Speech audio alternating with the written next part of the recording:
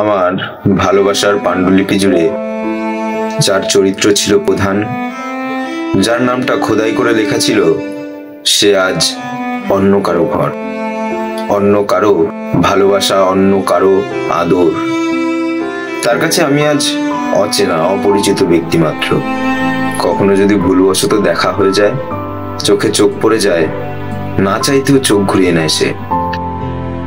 আসলে আসলে চোখ ঘুরিয়ে নেওয়ারই কথা, কারণ আমি তাকে মস্ত বড় বাড়ির 3 তলার ব্যালকানিতে দাঁড়িয়ে প্রকৃতি দেখার সুযোগ দিতে পারিনি, হয়তোবা পারতামও না।